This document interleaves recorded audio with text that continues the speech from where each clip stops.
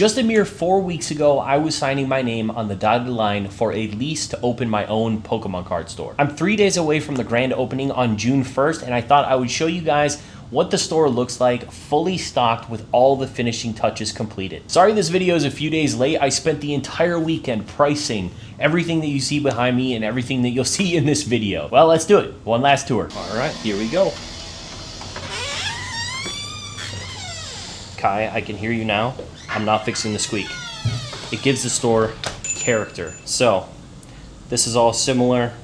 You've got the banner, beautiful, but we've got two chock full cases. Graded cards on the bottom, singles, and packs. And look at all these packs. I know I showed them in the last video, but they look so good. We've got all the packs from Sword and Shield base to current. And we have so much more in storage. Now if we go to the second row, you'll see that the nail polish holders do a really great job of storing all these singles. I've got them all priced. I bought a collection recently from a guy that I knew from high school, and it was a really fantastic collection full of vintage and modern English cards, thankfully. I really needed to pick up English, so that's what we did. We bought a whole collection full of English cards, and they just look beautiful. They're gonna be great for opening the store here. So I didn't have enough room on the top shelf to go all the way across, so I had Journey Together and I had Prismatic chilling, but I figured out a way that I can still kind of feature them since they're the two newest sets, so that people still know that I have them. They will be priced every day that I'm open. In the morning, I'm gonna print out a price sheet, and people will look at the price sheet. It'll almost be like a menu for the pack prices, because I want to stay current. I feel like the packs are probably the number one thing that could adjust day to day. Singles obviously can too, but I feel like packs are just so volatile, so I want to make sure that those prices are as current as possible. And then we have slabs. You'll see this side is all Japanese, PSA, CGC, tag teams, pristines, beautiful. And then this whole bottom part is English. So we've got a ton of English pristines. We've got a ton of English Gem Mint 10s. Really great cards. Some cards that I actually picked up from Collecticon this year. Chicago and Miami. Honestly, there's been so much going on that I don't remember what I showed you in the last video. So this might be a lot of repetitive information, but it is what it is. We have Yoda here in the store with me. Had to be here. We had our little binder station before, but we finally have binders.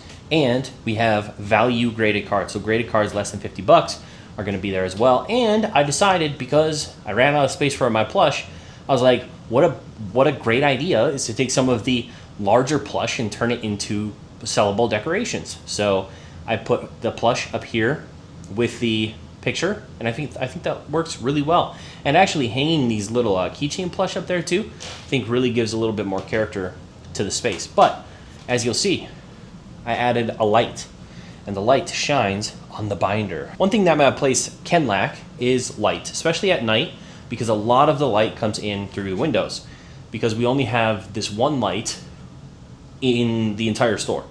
So what I wanted to do is I wanted to try and put a bunch of lighting in the store. So obviously I showed you guys, we lit up the cases, and for these areas I wanted to add a little bit of extra lighting. So these are just puck lights. I think I got them from Walmart, and I stuck them to the top here, and they work beautifully.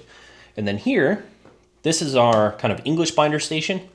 This binder is full of English, as well as these two binders. I recently bought these bookends, and I stuck them to the shelf so they won't move or jostle or anything, but they will hold the binders well. Those other two binders are full of English as well.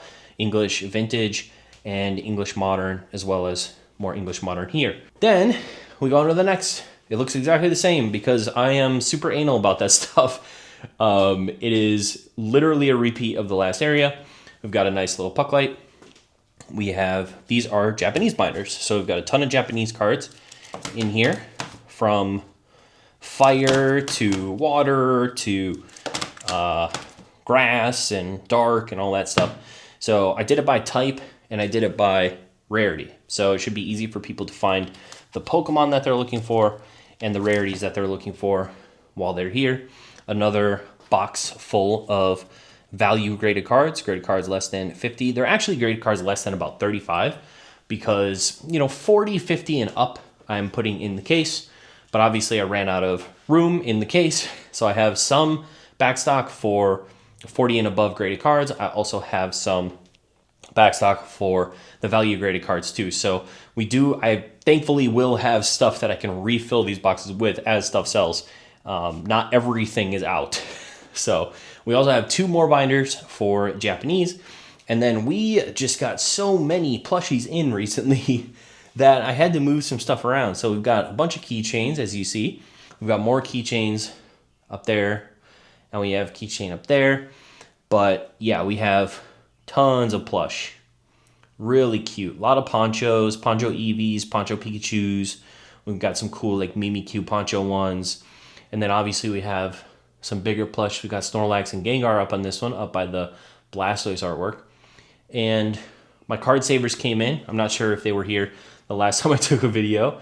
Well, we have top loaders, penny sleeves, graphic sleeves. And then my grandma actually came in and helped me out. She sorted a bunch of bulk. So we have a ton of bulk in here. Most of it, if not all of it, except for maybe a couple cards, is from the Scarlet and Violet era. So if you're looking for bulk cards to complete some spots in your deck, come on by and we might have those cards for you. They are 5 for $1. And then we have holos and reverse holos. So we have a ton of reverse holos, a ton of regular holos, and those are going to be 50 cents a piece, 2 for $1.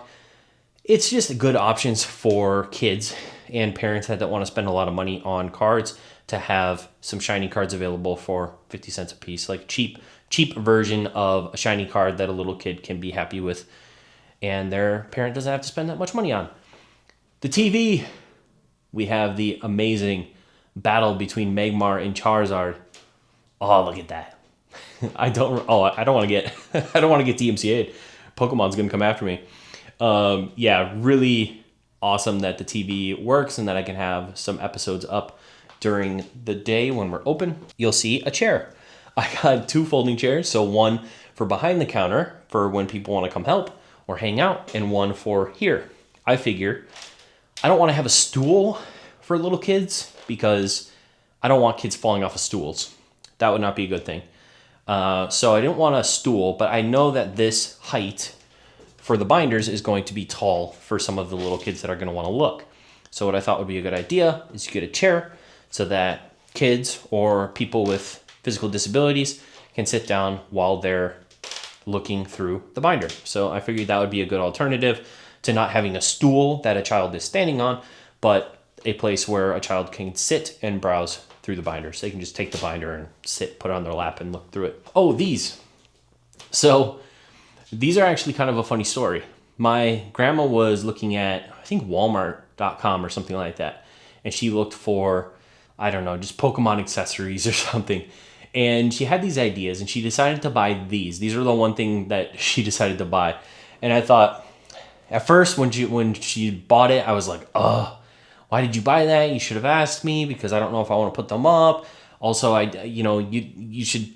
can buy these things. Like if you have good ideas for the store, like I will buy them. You don't have to buy them for me, but I appreciate it. But I figured out a great way to actually put these up, and they're up on, I don't know, some pipe up there, but I just used some fishing line and I tied them up. So we have some hanging Pokeballs above our display station. So guys, we are here. It's happening. 2 days away. Sunday at 10 a.m. I will be opening for my grand opening, I guess. So there are a couple things that I'm going to be putting outside for the grand opening. That's going to be a sign up there that says Pokemon cards. I have talked about that before. I did get the sign in. I think I might have showed it in the last video. And I have a sandwich board that I still have to do some drawing on. Probably do that tomorrow or probably Saturday, since I have the whole day before Sunday. So 4 weeks. Yeah, it's been a long 4 weeks. The last weekend was especially brutal, but I'm very thankful that I had a 3-day weekend last weekend, or else that would have been particularly difficult to finish all the pricing.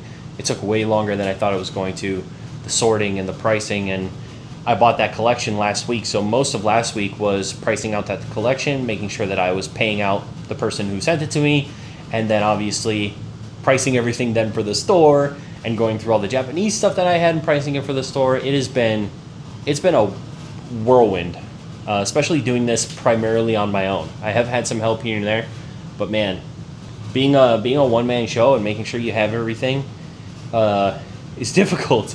But there's been a lot of people helping me. Benji, he just opened Community Cards Massachusetts.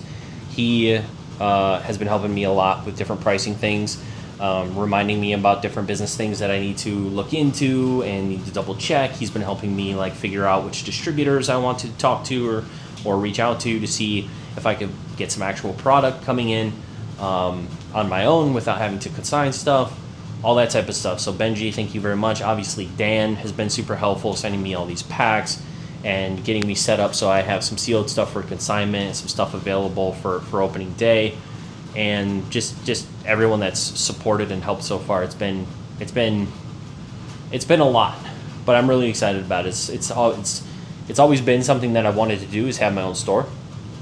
Whether it was video games, I used to buy and sell video games like 10 years ago, and that was a really big thing. Like I wanted my own vintage video game store, and I had different ideas for it. Then obviously when I got into Pokemon, it was like, how can I turn this into a physical location? And I did it. I did it. I don't know how well it's gonna go. I have no clue. Could be 5 people that show up on Sunday. There could be 500 people that show up on Sunday. I have no idea. So it's gonna be an interesting experience, and definitely expect a recap video of my opening day, probably the week after or something. I'm not quite sure. There's a part of me that hopes that I sell a bunch, and there's a part of me that doesn't hope that I sell a bunch, because I want this to, I want what I have to kind of float me for a few months so that I don't have to go immediately into buying more stuff. I guess it's a good problem to have, though, if you've sold so much that you need to scramble to get more. I would think it's probably a good problem. Maybe it's a bad problem for a store.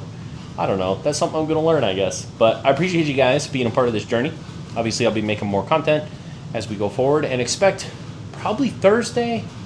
Next Thursday will be the first day that I'm open, non-grand opening. So what I will be doing probably is streaming from the shop. So there will be shop POVs I'm hoping to do Thursday night. So I will be talking to you guys, chatting with you guys, and you guys will see the different people that come in, what they buy, kind of like a Collecticon or a show POV, but it'll be just at the shop. So we'll see. We'll see how it goes. I don't know. But I appreciate you guys. Thank you very much for supporting, and we'll see you on the next video.